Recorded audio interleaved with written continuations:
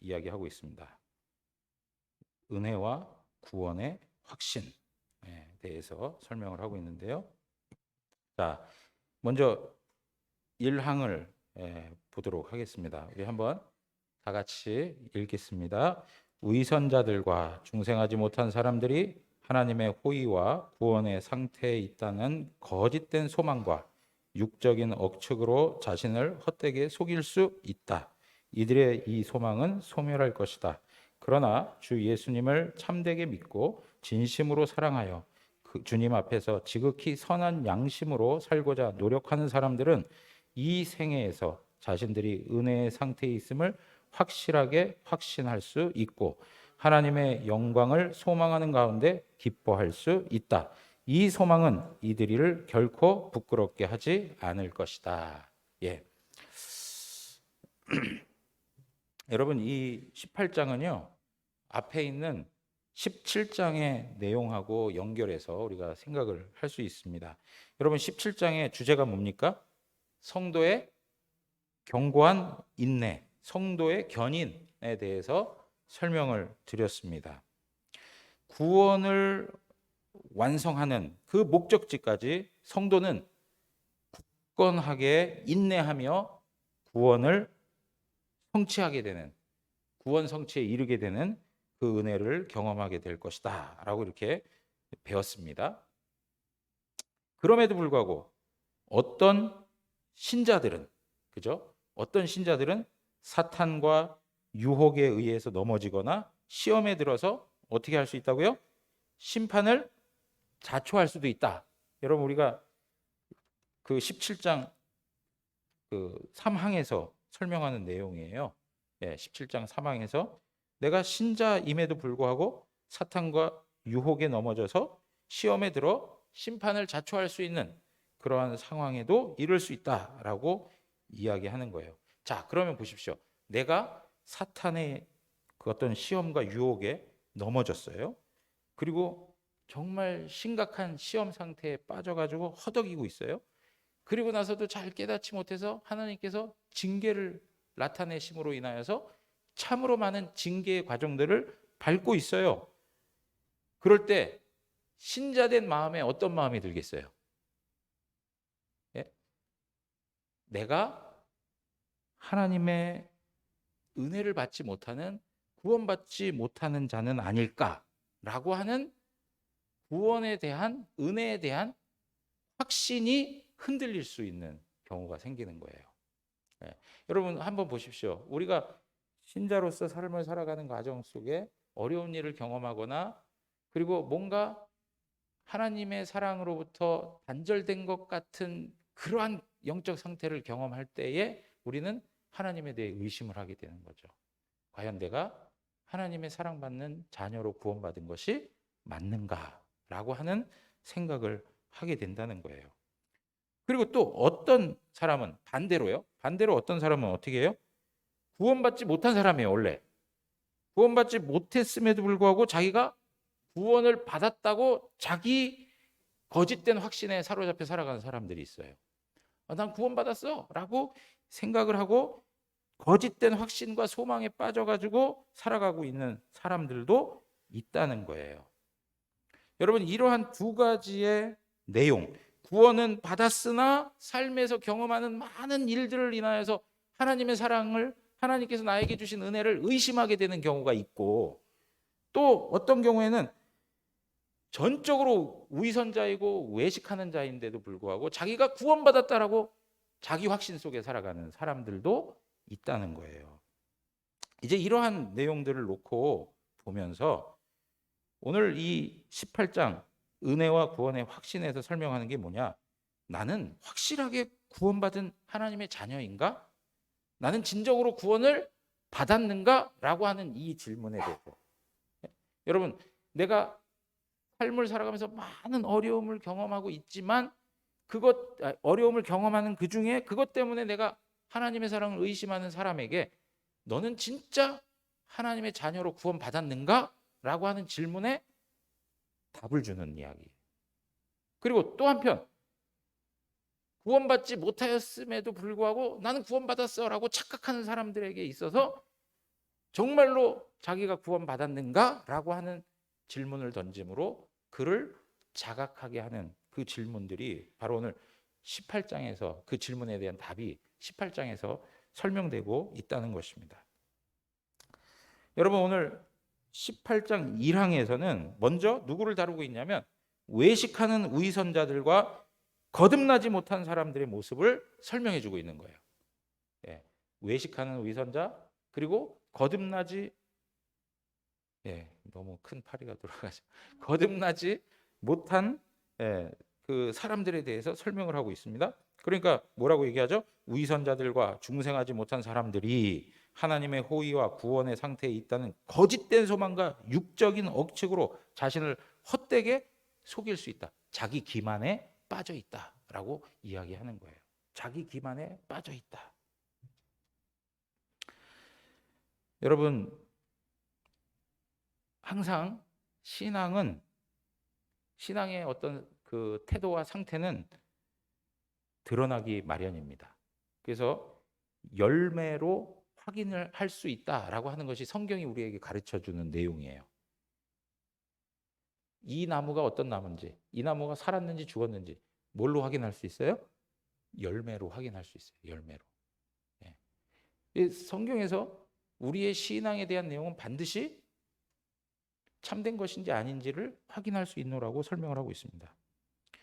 그런데 외식하는 위선자들은 문제가 뭐냐면 자신들의 영적 상태에 대해서 제대로 인지하지 못한다는데 어려움이 있어요. 자기가 위선자고 거듭나지 못했어요. 그러면서도 마치 자기가 구원받은 것인 양 착각하고 살아가고 있어요. 자기 자신에 대한 정확한 진단을 내리지 못해요. 자기 인식을 제대로 할 수 없다라고 이야기를 하는 거예요. 이 사람들은 점점 어떻게 되느냐? 하나님으로부터 멀어져요. 하나님으로부터 가까워질 수가 없어요. 점점 어떻게 된다고요? 하나님으로부터 멀어져요. 그리고 영적인 감각이 점점 굳어져요. 점점 굳어져 버려요. 그리고 신앙에 대해서 공허함을 느껴요. 신앙에 대해서 의미 없는 것으로 자꾸 생각해요. 그러면서도 어떻게 생각하느냐? 그러한 모습들이 있음에도 불구하고 어떻게 생각해요? 다 잘 되고 있다라고 착각하고 있다는 거예요. 다 잘 진행되고 있다. 나의 신앙은 잘 되고 있다라고 생각하는 거예요. 그러면서 자기 자신을 포장하기 시작해요. 자기 자신을 다른 사람들 앞에서 가리기 시작하고 좋은 모양새로 만들어가기 시작해요. 그래서 오늘 성경 우리가 읽어가는 이 신앙 고백문에 뭐라고 표현하고 있는 거예요? 위선자들이라고 이렇게 표현하는 거예요. 그러니까 자기 기만에 빠져가지고 자기의 영적인 상태도 알지 못하면서 남들이 보는 그 시선을 의식하고 그거에 대해서 자기 자신을 포장해가고 있는 사람. 하나님으로부터 멀어져가고 심적으로 영적으로 감각적으로 굳어져가고 완고해져가고 있고 신앙적인 부분에 있어서 공허함을 느끼면서도 나는 신앙적으로 잘 되어가고 있다라고 하는 착각 속에서 다른 사람들의 이목을 생각하여 철저히 자기 자신을 포장하는 일들이 생겨나게 된다는 거예요. 이러한 것들은 아무리 포장한다 할지라도 결국 드러나게 되어 있다라고 하는 것입니다. 하나님의 말씀대로 살지 못한 삶의 모습이 분명하게 드러나고 있다는 사실들을 우리에게 설명해 주고 있습니다. 여러분 각주 1번 한번 보십시오. 각주 1번 첫 번째 것입니다. 다 같이 욥기 8장 13절에서 14절 다 같이 읽겠습니다. 하나님을 잊어버리는 자의 길은 다 이와 같고 저속한 자의 희망은 무너지리니 그가 믿는 것이 끊어지고 그가 의지하는 것이 거미줄 같은질. 여러분 그가 의지하는 것이 뭐 같다고요? 거미줄 같아요. 저는 이게 죄송합니다만 요나단 에드워드가 표현한 말인지 알았더니 이게 성경에 나와 있는 표현이에요. 요나단 에드워즈가 뭐라고 얘기했냐면 하나님의 진노 아래에 있는 죄인들이라는 그 유명한 설교를 하면서 그렇게 하나님 앞에서 죄인으로 살아가면서 뭘 의지하고 살아가는 거와 똑같냐? 거미줄에게 자기 인생을 기대어 살아가는 존재와 똑같다 이렇게 표현했거든요. 여러분 거미줄에 우리가 의지할 일이 있습니까 없습니까? 거미줄에 의지하여 살아가는 사람이 있어요 없어요? 거미줄이 빽빽하게 쳐 있어요. 야 내가 저기에서 뛰면은 나를 받아주겠구나. 거미줄이 그렇게 할 수 있습니까? 거미줄은 그야말로 짝대기 하나로 그냥 휙휙 지어도 다 사라져 버리는 거예요. 그런 것에 사람들이 의지하고 살아간다는 거예요. 네? 여러분 그것이 드러나게 돼 있다. 드러난다라고 설명을 하고 있어요. 여러분 자기 기만에 빠진 사람 그리고 위선적으로 자기를 포장하고 마치 자기에겐 아무 신앙적인 이상이 없는 것처럼 살아가는 사람 거미줄을 붙잡고 살아가는 것과 같다라고 말을 하고 있는 거예요. 어느 한순간에 그 모든 것들이 물거품처럼 사라져 버릴지 모르는 거죠. 그냥 한순간에 사라질 거미줄에 자신의 영혼이 딸려가 있는 거예요. 여러분 어떤 경우에는 그들의 외식과 과식이 그들이 포장하고 있는 것들이 전혀 드러나지 않아요. 여러분 미가 시대에 사람들은 재판장들에게 뇌물을 주고 하나님의 말씀을 통해서 불을 얻으려고 하고 예언 사역을 행하는데 뭘 위해서 예언 사역을 하느냐면 돈을 얻기 위해서 예언 사역을 하고 그리고 더 심각한 것은 하나님이 그들에게 재앙을 내리지 않을 것이다라고 하는 생각을 가지고 살았어요.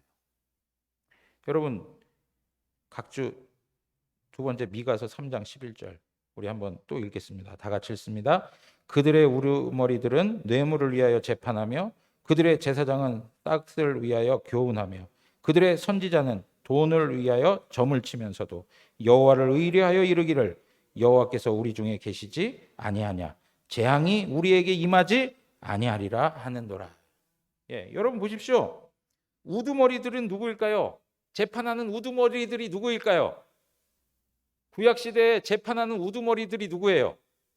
장로예요, 장로. 예, 장로들, 그 당시에 장로들은 뇌물을 위하여 재판하고 그들의 제사장들은 삭슬을 위하여서 교훈하고 그들의 선지자는 돈을 위하여서 점을 치고 여러분 오늘날의 시대와 같습니까? 다릅니까? 예? 오늘날 시대와 너무나도 유사해요. 너무나도 유사해요. 그런데 문제는 뭐냐면 그렇게 하면서도 여호와를 의뢰하여 이르기를 여호와께서 우리 중에 계시지 아니야. 여호와 그분이 우리와 함께 하신다. 그러니까 우리에게 재앙이 임하지 않을 것이다 라고 얘기를 해요. 이것이 영적으로 타락했던 시대에 하나님의 사람들이 가지고 있었던 정신들이요 그들로부터 지도를 받고 다스림을 받았던 백성들의 영적 상태였다는 거예요.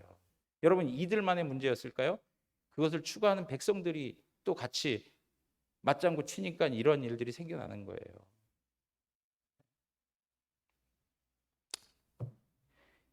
재앙이 임하지 않을 거다 하고 아무런 의식하는 거 없이 자기 하고 싶은 대로 자기 뜻대로 제사장은 제사장대로 선지자는 선지자대로 장로는 장로대로 하나님께서 그들에게 맡겨주신 직임에 충실하여 살아계신 하나님의 말씀을 온전히 선포하고 그 말씀의 원리가 그 백성에게 적용될 수 있도록 안내해야 할 책임이 있는데 그러한 정신들은 사라져버리고 물질의 노예가 되어버리고 물질에 완전히 마음을 빼앗겨버려서 탐욕스러운 돼지와 같이 되어버린 그러한 영적 현실이 그 당시의 모습이었다는 것을 말해주고 있어요.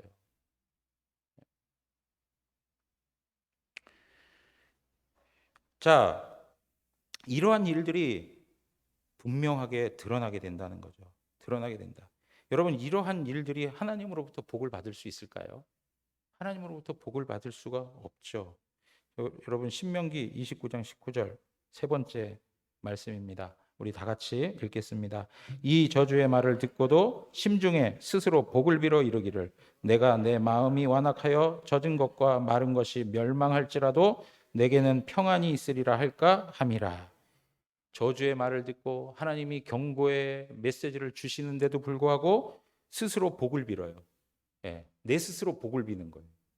예, 나는 괜찮아. 나는 평안할 거야. 나는 이상 없어. 자기 확신 속에 자기 무덤을 파면서 자기 자멸하는, 스스로 멸망해가는 그러한 일들이 그 당시 영적인 상태였음을 우리에게 설명해주고 있는 겁니다. 마귀의 일을 한다. 요한복음 8장 41절에 너희는 너희 아비가 행한 일들을 하는도다 대답하되 우리가 음란한 데서 나지 아니하였고 아버지는 한 분뿐이시오 곧 하나님이시로다. 마귀의 일을 한다. 너희 아비가 누구예요? 마귀 짓을 하는 그런 상태에 이르게 된다라는 것을 말씀해 주고 있어요. 이런 사람들은 결국 어디에 있지 아니하는 거죠? 하나님의 은혜와 구원 가운데 있지 않는다라고 말을 하는 겁니다. 자, 마태복음 7장 22절에서 23절 한번 또 읽겠습니다. 다 같이 읽습니다. 그날에 많은 사람이 나더러 이르되 주여 주여 우리가 주의 이름으로 선지자 노릇하며 주의 이름으로 귀신을 쫓아내며 주의 이름으로 많은 권능을 행하지 아니하였나이까 하리니 그때 내가 그들에게 밝히 말하되 내가 너희를 도무지 알지 못하니 불법을 행하는 자들아 내게서 떠나가라 하리라. 아멘. 여러분 여기 주여 주여 하는 자들, 주의 이름으로 선지자 노릇하고 주의 이름으로 귀신을 쫓아내고 주의 이름으로 많은 권능을 행한 사람들, 어떤 사람들입니까? 예? 그 앞에 가서 읽어보시면 거짓 선지자들이에요. 거짓 선지자들이에요. 그들이 어떻다고 표현하고 있어요? 양의 탈을 쓴 일이라 이렇게 설명하는 거예요. 주의 이름으로 주님의 거룩한 이름을 부르고 주님과 관계된 참된 신자들을 너희가 행위가 똑바르지 못하니까 불 속에 집어넣겠어? 라고 말씀하시는 게 아니에요. 지금 이거는 근본적으로 참된 신자가 아닌 대상들을 두고 설명하는 거예요. 거짓 선지자들, 양의 탈을 썼으나 실질적으로는 뭐예요? 이리인 사람들을 두고 얘기하는 거예요. 그들이 주의 이름으로 이것도 했습니다. 주의 이름으로 이것도 했습니다. 라고 하는 그 모든 것들은 전부 하나님의 이름만 빌어서 사용한 것뿐이지 그들은 주님의 선지자도 아니었고 주님께 속한 사람들이 아니었다는 거예요. 거짓 선지자예요. 그런데 어떻게 돼요? 하나님 앞에서 양의 탈을 쓴 이리가 드러날 때가 있어요, 없어요? 드러나게 되는 거예요. 드러나게 된다. 하고 있는 거예요. 여러분 그들에게는 생명이 없습니다. 생명이 없습니다. 그래서 그 본문에 우리 잘 읽어보시면 여러분 그러니까 본문을 문맥을 따라 잘 읽는 연습을 자꾸 하셔야 돼요. 거짓 선지자들을 두고 이야기하면서 그 다음에 나오는 게 뭐냐면 좋은 나무가 좋은 열매를 맺는다. 나쁜 나무가 나쁜 열매를 맺는다. 어떻게 그 뭐죠? 제가 성경을 지금 펴지 않아서 그런데 가시 나무가 엉겅퀴를 낼 수 있으면 뭐 이렇게 표현하잖아요. 그죠? 나무가 어떻게 엉겅퀴를 내고 여러분 이게 뭐냐면 나무가 근원적인 것이 하나님과의 관계 속에 있어야 뭐가 된다는 거예요? 열매가 맺힐 수 있다는 거예요. 생명이 없는 너희들에게 생명의 주가 되신 예수 그리스도를 믿어라. 예수 그리스도 안에 있어라. 참된 믿음을 가지고 그 안에 있으면 마땅히 뭐가 된다는 거예요? 생명의 열매가 맺힌다는 이야기를 하고 있는 거예요. 예. 훨씬 더 예수님께서는 근원적인 얘기를 하는 거예요. 그러니까 그 다음에 지금 이 말씀이 있죠. 주여 주여 이름 주여 주여 주의 이름으로 뭐 선지자 노릇하고 이 말씀 이후에 나오는 얘기가 뭐예요? 집을 짓는 거에 대해서 이야기하잖아요. 하나는 어디에다 져요? 모래 위에. 하나는요? 반석 위에. 집 짓는 형태를 어떻게 잘 지어라 이런 거에 관심이 없어요. 지금 어디에 관심을 두고 있어요? 터가 어디냐라고 하는 거에 관심이 있는 거예요. 반석이냐 모래냐 이 문제를 거론하고 있어요. 가장 근본적이고 근원적인 질문을 던지는 것이고 그 문제가 너희들 안에 벌써 준비되어 있느냐 하는 것을 말씀하고 있는 거예요. 그러니까 무슨 얘기입니까? 생명이 없는 너희들에게 생명의 근원이 되시는 예수 그리스도가 왔노라. 너희가 나를 믿으면 너희는 살아있는 나무가 되고, 살아있는 나무가 되니까 당연히 뭐가 된다는 거예요? 열매를 맺히게 된다는 거예요. 반석이, 그리스도가 반석이 되어서 그 가운데 집을 짓게 되면 흔들리지 않는다는 거예요. 모든 것들을, 근원적인 질문들을 지금 하고 있고 거기에 대한 답을 우리에게 설명해 주고 있는 말씀들이에요. 자, 두 번째가 이제 뭐냐면, 앞에서는 위선자들과 중생하지 못한 사람들에 대한 이야기라면, 두 번째는 뭐냐면 참된 믿음 가운데 있는데, 예? 참된 믿음 가운데 있는 사람들, 그런 사람들의 모습을 우리에게 설명해 줘요. 참된 믿음 가운데 있는 성도들은 자신들이 은혜와 구원 가운데 있다는 것을 알고 있다라고 하는 거예요. 뭐라고 얘기합니까? 그러나 주 예수님을 참되게 믿고 진심으로 사랑하여 주님 앞에서 지극히 선한 양심으로 살고자 노력하는 사람들은 이 생에서 자신들이 은혜의 상태에 있음을 확실하게 확신할 수 있다라고 설명을 하죠. 예. 여러분, 뭐라고 얘기합니까? 지극히 선한 양심으로 하나님 앞에서 살고자 노력하는 사람들, 예수 그리스도에 대한 참된 믿음이 있고, 이 믿음은 무엇으로 드러나요? 사랑으로 드러나요. 사랑으로.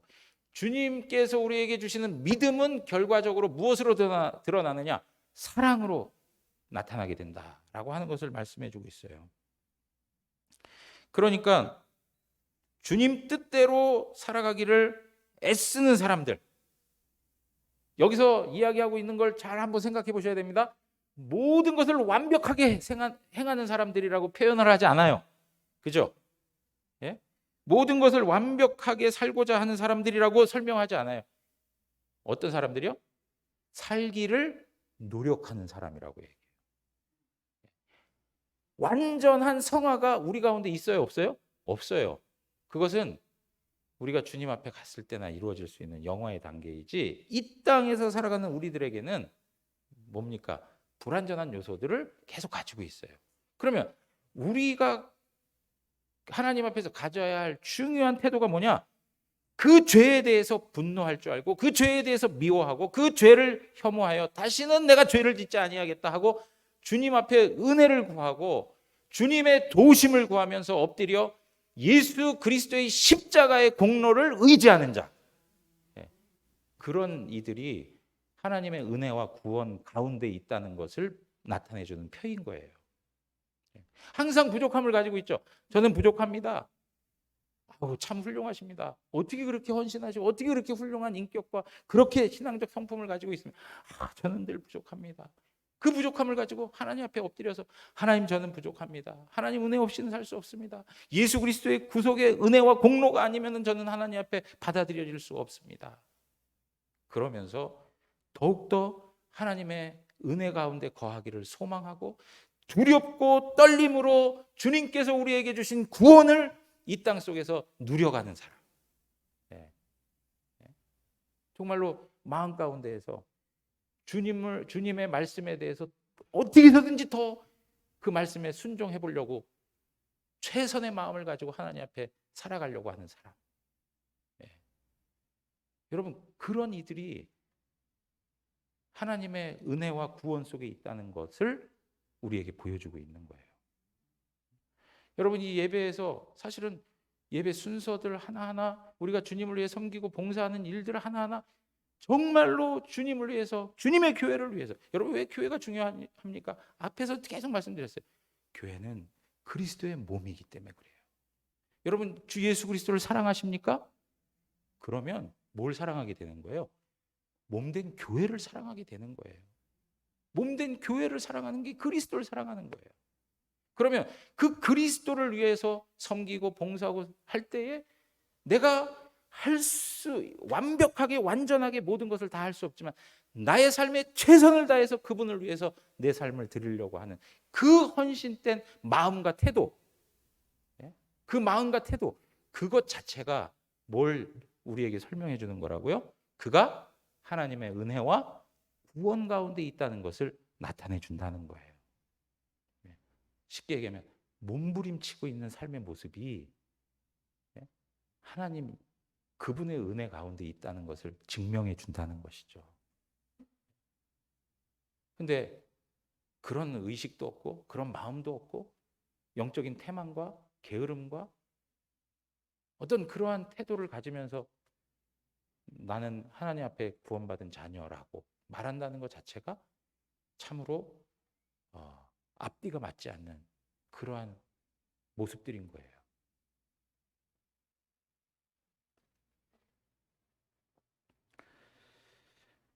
여러분, 참된 믿음은 결국 사랑의 순종으로 드러나게 되어 있습니다. 그래서 성경에 히브리서 보면 3장부터 3장, 특별히 3장, 4장에 이르기까지 믿는 것과 순종하는 것이 하나의 개념으로 설명돼요.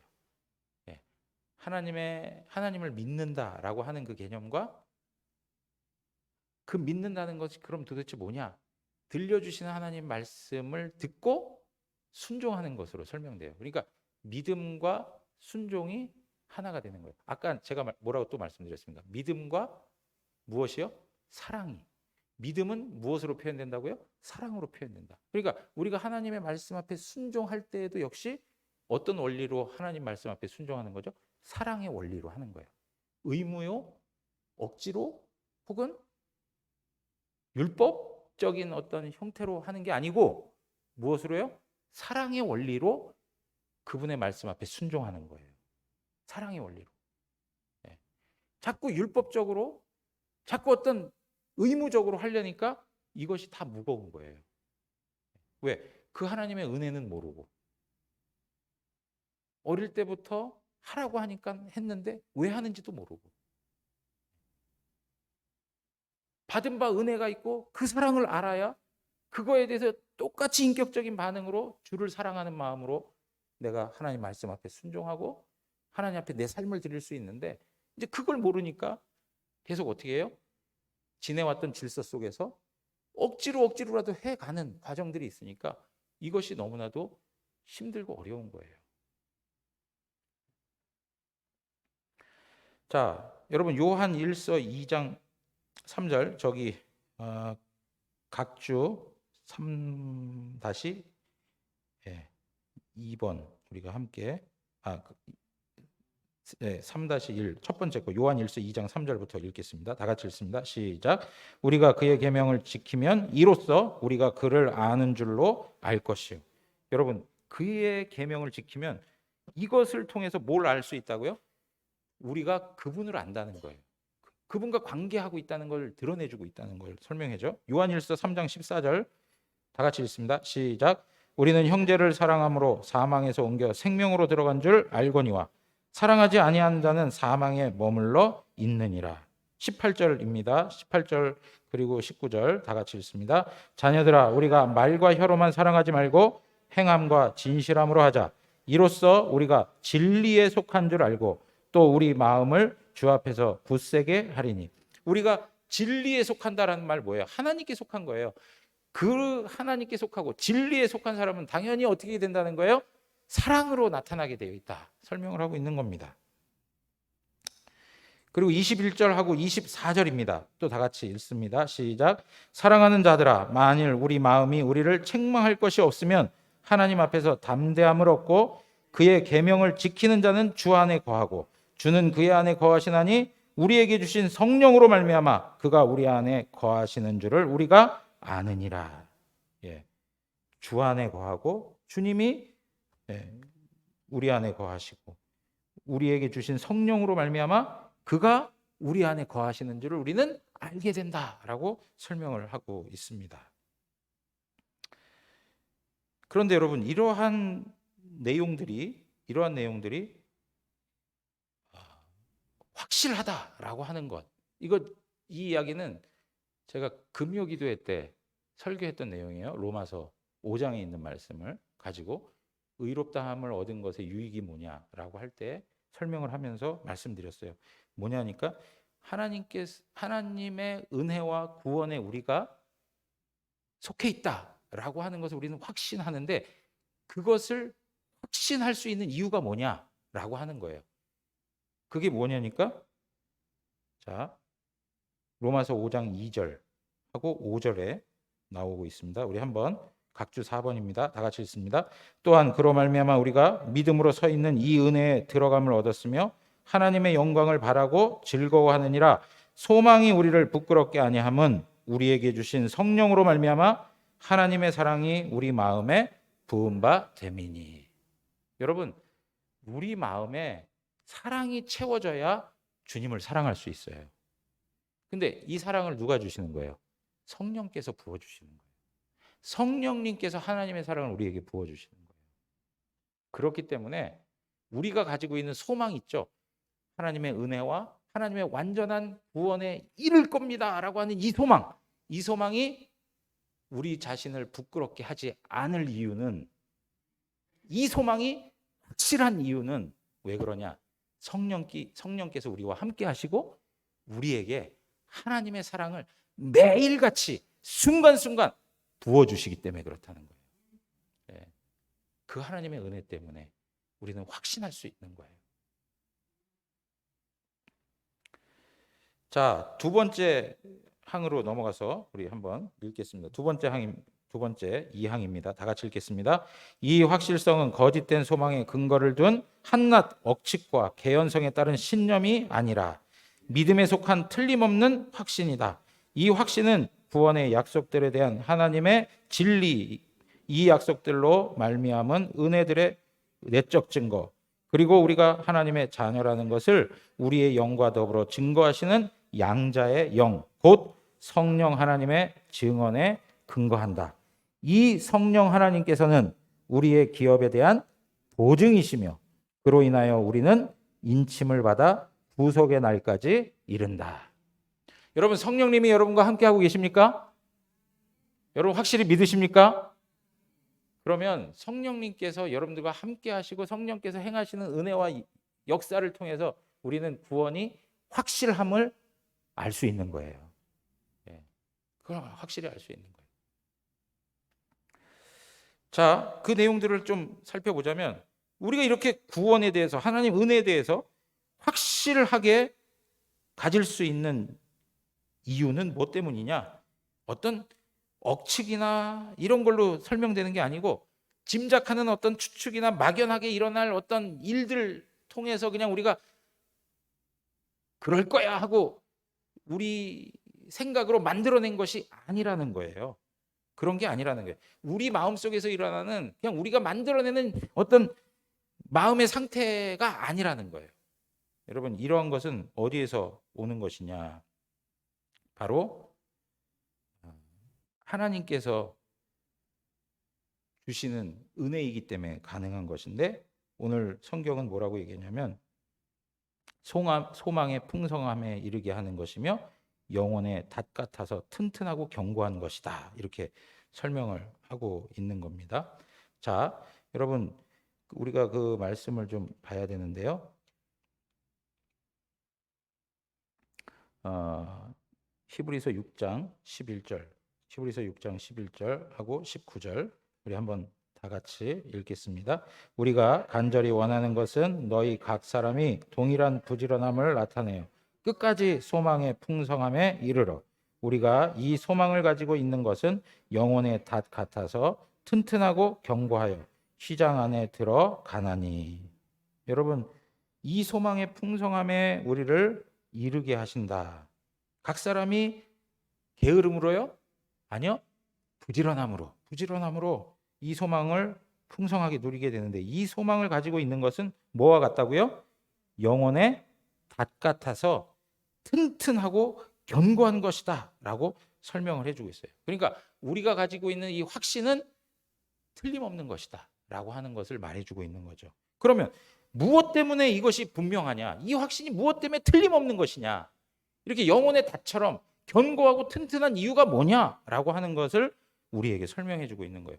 그 내용이 뭐냐니까 하나님의 진리와 구원에 대한 하나님의 약속에 따른 것이기 때문이다라는 거예요.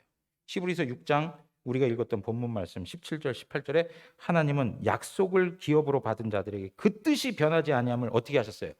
충분히 나타내셨어요. 충분히 나타내셨다.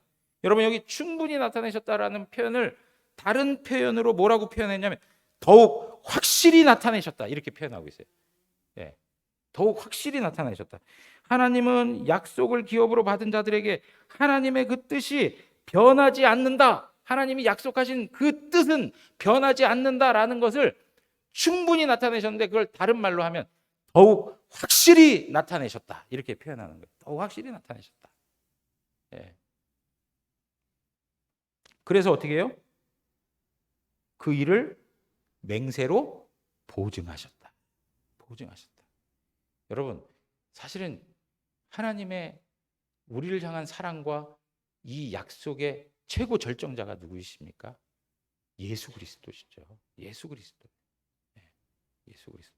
그러니까 우리가 가지고 있는 이 신앙의 내용은 하나님께서 약속하신 말씀에 근거하는 신앙. 그래서 여러분 우리가 가지고 있는 이 신앙의 모든 내용들이 하나님 앞에서 바른가 아니한가를 늘 뭘 통해서 확인해야 돼요? 말씀을 통해서 확인하셔야 돼요. 내 감정에 따라 내가 예수 믿고 나는 하나님의 자녀가 된 것 같아. 내 감정이 그래. 내가 지금 느껴져. 그것이 아니고 하나님의 말씀이 나에게 가르치는 대로, 하나님의 말씀이 명하는 대로 내 신앙이 그 가운데 합당한가 살펴야 되고, 그 말씀이 우리의 상태를 설명해 주는 것이라면 우리는 확실하게 하나님의 말씀 안에 거할 수 있는 것이죠. 예. 여러분 예수 그리스도를 주라고 믿으십니까? 예. 저 옆에 보시고 하세요. 예수님을 주님으로 믿으십니까? 하고 한번 물어보세요. 예?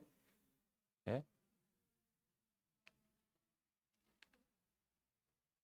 여러분 보세요.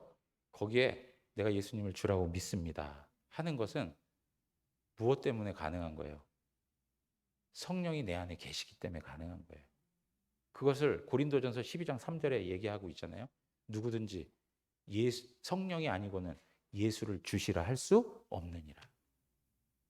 예수를 주라고 고백할 수 있는 거는 무엇 때문에 하는 거예요? 성령님이 계시기 때문에 하는 거예요. 성령님이 아니면 그렇게 고백을 할 수가 없는 거예요. 여러분 이러한 말씀을 한 예로 설명은 드렸지만 이러한 말씀의 원리들이 내 신앙의 원리로 정리되어 있어야 되죠. 그래서 내가 경험하고 내가 느낀 것이 중요한 게 아니고 내 신앙의 모든 모습들이 말씀에 근거하고 있는가 이걸 확인해 가셔야 돼요. 예, 말씀에 근거하고 있는가. 그러니까 하나님의 약속, 하나님의 말씀은 변함이 있습니까? 없습니까? 없죠. 하나님의 말씀은 영원하죠. 예?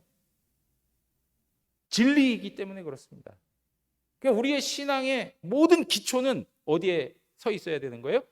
하나님의 말씀인 진리에 서 있어야 된다는 거예요. 진리에. 여러분 교회가 뭐예요? 교회가 성경에 표현하는 대로 그대로 하자면 뭐라고 해야 합니까? 교회는 하나님의 집은 진리의 기둥과 터가 된다. 진리의 기둥과 터. 목사인 저를 비롯해서 우리 한 분 한 분 모든 분들이 다 진리 가운데 서 있는 거예요. 예? 진리 가운데. 우리 속에 하나님의 약속과 계명에 대한 믿음과 소망과 은혜가 있다는 것. 여러분 이것이 내가 하나님의 은혜와 구원에 속한 것임을 분명하게 알려준다. 이것이 바로 내적 증거라고 설명하고 있어요. 요한일서 2장 3절 앞에서 읽었습니다. 우리가 그의 계명을 지키면 이로써 우리가 그를 아는 줄로 알 것이요. 그러면서 또 뭐라고 얘기합니까? 요한일서 3장 14절에 보면 각주 7번에요. 7번의 세 번째입니다. 요한일서 3장 14절 우리 한 번 더 읽겠습니다. 우리는 형제를 사랑함으로 사망에서 옮겨 생명으로 들어간 줄을 알거니와 사랑하지 아니하는 자는 사망에 머물러 있느니라. 예.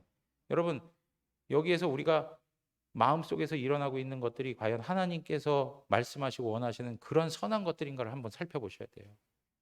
예. 이러한 부분들에 대해서 부족할 수 있겠죠. 우리가 이 말씀을 다 지켜냅니까? 그러지 못하죠. 부족한 것을 인정하고 하나님 앞에서 회개하며 예수 그리스도의 우리를 향하여 주시는 은혜를 사모해야 되죠. 그래서 그리스도 안에서 다시 한번 우리의 영혼이 치유함을 받고 그리스도 안에서 우리가 자유함을 가지고 또 하나님 말씀 앞에 순종하는 기회를 갖는 것이죠. 예.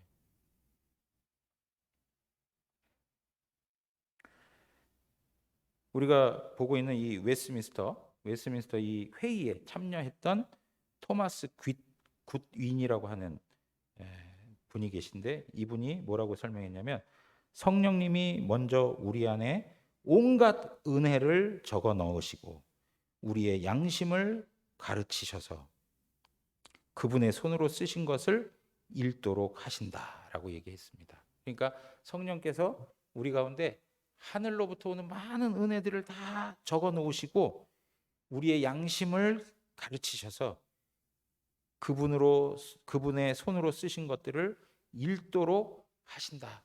다시 얘기하면 하나님 말씀을 통해서 우리에게 주신 것들, 그리고 우리에게 주시는 어떤 성령의 많은 은혜와 은사들, 이런 것들을 끊임없이 깨달을 수 있도록 역사하시는 분이 누구라고요?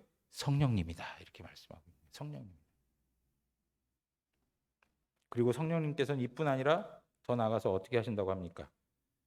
우리가 하나님의 자녀임을 우리의 영과 더불어 증거하신다라고 말씀하고 있습니다. 로마서 8장 15절에서 16절 우리 한번 다 같이 읽겠습니다. 시작. 너희는 다시 무서워하는 종의 영을 받지 아니하고 양자의 영을 받았으므로 우리가 아빠 아버지라고 부르짖느니라. 성령이 친히 우리의 영과 더불어 우리가 하나님의 자녀인 것을 증언하시나니. 예. 여러분, 성령님이 우리가 하나님 자녀 되었다라는 것을 계속 확신시켜 주시고 증언해 주시는 거예요. 성령님이 아니면 이것이 고백될 수 있습니까? 없습니다.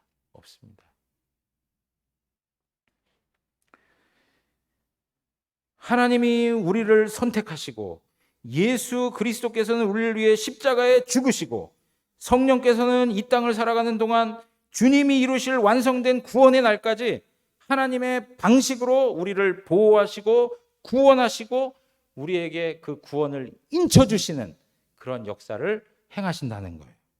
네, 여러분, 그것이 그 다음에 나오는 구절들 가운데 쭉 설명되어 나오고 있습니다.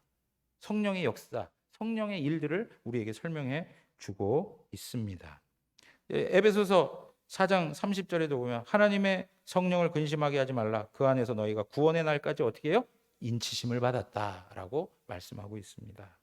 고린도후서 1장 21절에서 22절에도 우리를 너희와 함께 그리스도 안에서 굳건하게 하시고 우리에게 기름을 부으신 이는 하나님이시니 그가 또한 우리에게 인치시고 보증으로 우리 마음에 누굴 주셨어요? 성령을 주셨어요. 예. 여러분, 성령이 여러분과 함께하고 있다는 게 보증이에요. 보증. 내가 하나님의 은혜와 구원 가운데 있다는 보증입니다. 그러니까 바른 신앙의 내용을 가지고 있으면 있을수록 성령님과 밀접한 관계에 있음을 더욱더 이해하겠죠. 예? 성령 하나님의 역사하심에 대한 이해가 더 풍성해질 수 있겠죠. 예. 여러분, 성부, 성자, 성령 하나님께서 그의 거룩한 백성들이 하나님의 구원받은 자녀이고 백성임을 항상 신시켜 주시는 분임을 말씀해 주고 있는 겁니다. 우리에게 이렇게 은혜와 구원의 확신을 가지도록 하시는 것에는 우리가 이제는 안전하니까, 이제는 그것이 틀림없으니까 안일하게, 게으르게, 태만하게 신앙해도 좋다 해서 우리에게 그런 확신을 주시는 겁니까? 야, 너 하나님 자녀된 확신? 이거 변함이 없어. 너는 어떻게 해서든지 다 하나님의 자녀야. 이것은 취소되지 않아. 그렇게 우리에게 가르쳐 주시는 이유가 방종하라고, 그리고 우리의 자유를 죄를 위하여서 사용하라고, 게으르고 태만하고 안일하게 살라고 우리에게 그 안전한 확신을 주시는 것일까요? 아니라 이거예요. 아니에요. 왜 우리에게 그런 확신을 주시는 것일까요? 오히려 하나님의 은혜와 사랑을 확신하고 그 사랑 속에서 하나님 앞에서 주님을 더 뜨겁게 사랑하라고, 하나님이 우리에게 허락하신 그 은혜로운 관계를 더 풍성히 누리며 살아가라고. 하나님의 거룩한 영광이 너희들 가운데 임하였으니까 그 영광을 이 땅 가운데에서도 맛보며 살아가라고 하나님께서 우리에게 그런 은혜와 구원의 확신을 허락해 주시는 거예요. 예. 여러분, 우리가 하나님 앞에 거룩하게 살아가고 주님의 형상을 닮아가기를 원하고 하나님의 뜻대로 순종하기를 원하는 그 모든 힘이 어디서 나오는 거예요? 내 정체성에서 나오는 거예요. 내가 누구인가? 나는 하나님의 사랑받는 자녀다. 하나님이 나를 구원해 주신, 구원받은 하나님의 자녀다라고 하는 것에 대한 그러한 의식을 가지고 하나님 앞에 살아갈 때 자녀답게, 하나님의 거룩한 백성답게 세상에서도 우리의 삶의 열매를 드러낼 수 있는 것입니다. 우리 모든 성도님들이 이러한 하나님이 주신 풍성한 은혜의 누림을 이 한 주간도 하나님과 동행하며 누리시고 맛보시고 경험하는 놀라운 은혜가 있기를 주님의 이름으로 축원합니다.